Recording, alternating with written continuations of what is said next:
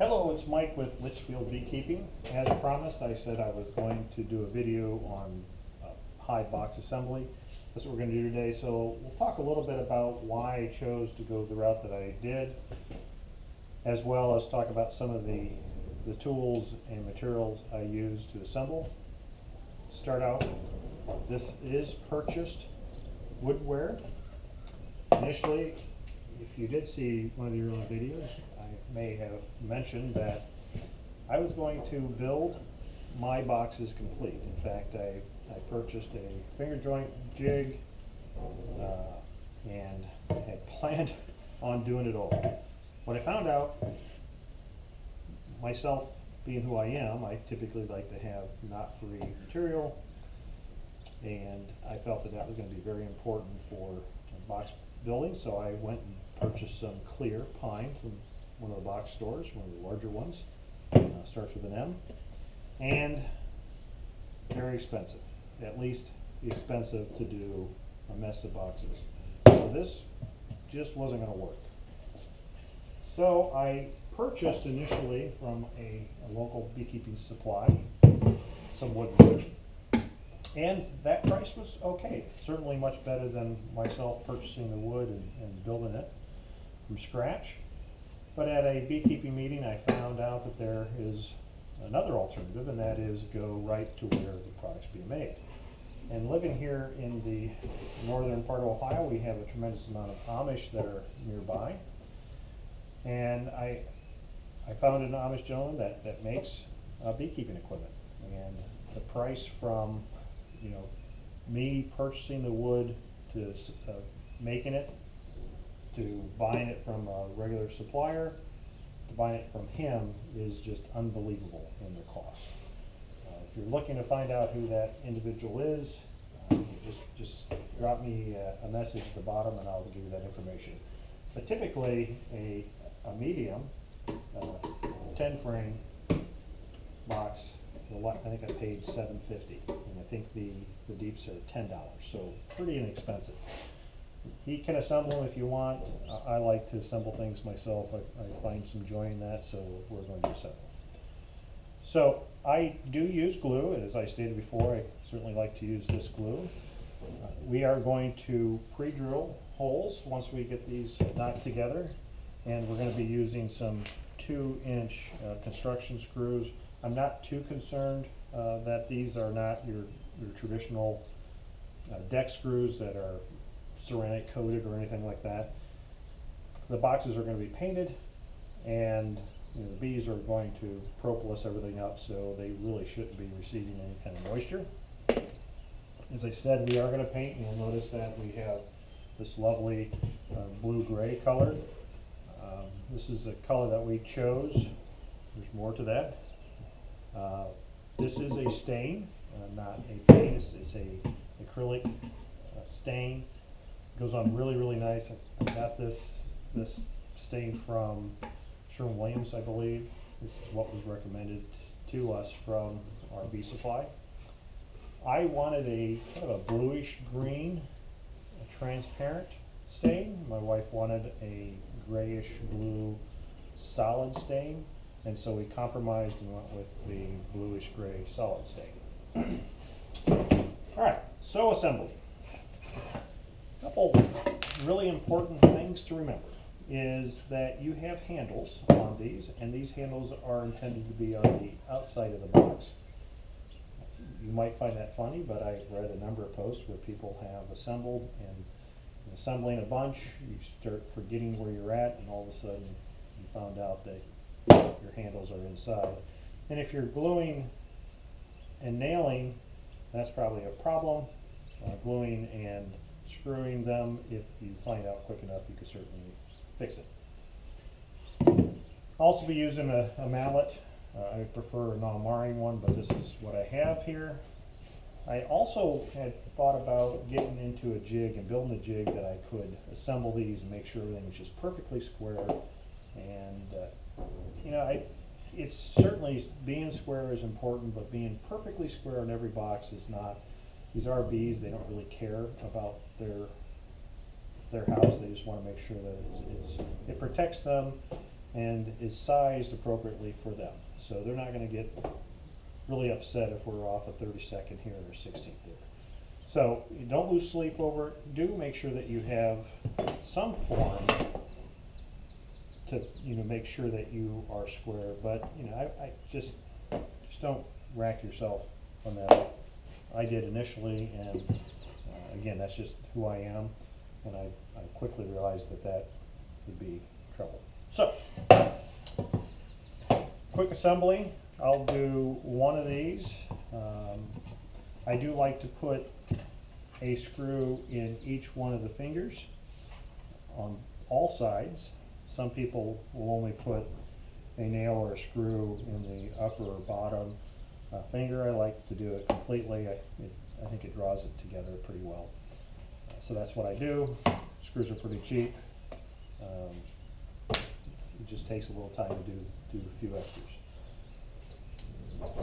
Certainly using glue, making sure that you put enough on but not too much on, just like doing the frames. You don't want too much. That's going to get all over everything and not where it needs to be. But pound things together. Get them all nice and get your fingers nice and tight. I wouldn't worry about squaring it up until you've got all four sides together and prior to putting the screws in.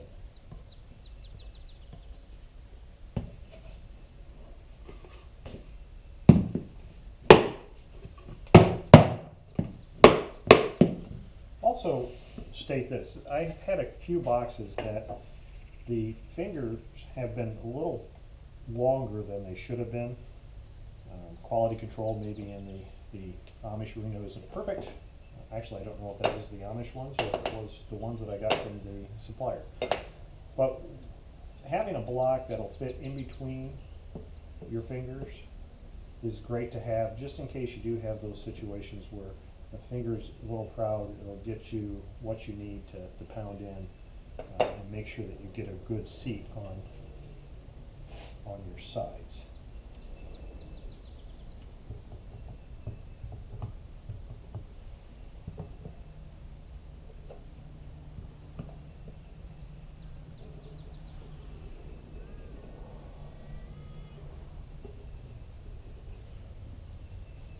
It's mid-March and we have about a month before we see our first set of bees. We're getting both a package of bees and we're also getting a nook. That's mainly for us to learn what's the best way to go.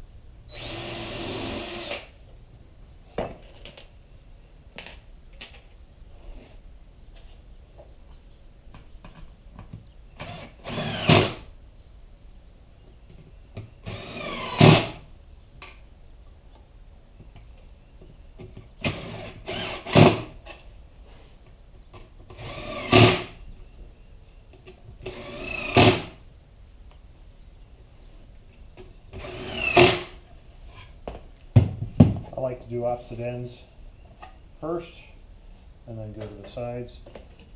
And I still just keep the square around just to make sure that through assembling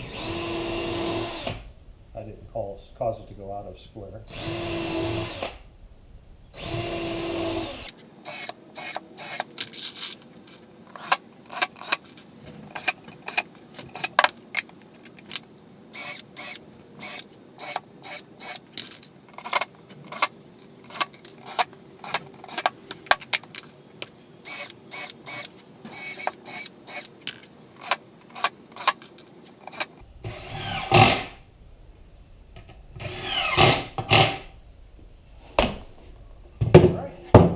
that's it.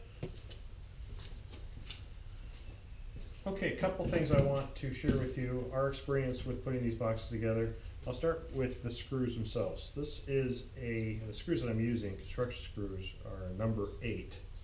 And be careful when you're getting yourself your countersink bit. If you went and bought a countersink for number 8, what I found with some of these screws, that size of bit would just be too big for the screw that you're using, and the hole would be very loose. You wouldn't get a really good grip with the screw. So I actually purchased a number 6 countersink for these number 8 screws. It might be the manufacturer's screws, might be that they're not truly traditional wood screws, and that might have something to do with the size differences between the bit and the screw itself. So just watch that out. You may want to do some tests to make sure you get a good bite into the wood. And then as it relates to painting, this probably most people know this, but just in case, you only want to get paint on the outside of the box. You don't want to paint the inside. That you leave free of paint, or as free of paint as you possibly can. You do want to get around the edges on this. When these sit together, there's chance that water could leach in, and the bees aren't protecting in between here. They're going to protect the inside of the box, but there's a good chance that water can get in, leach in, and then just slowly rot or weather your wood quicker. So make sure that you do get it on the edges. And this box here is actually a box that was dipped, and if you're not familiar with that, some companies are offering hot wax dipped boxes, and we originally, that was our plan, was to go with a hot wax dipped box.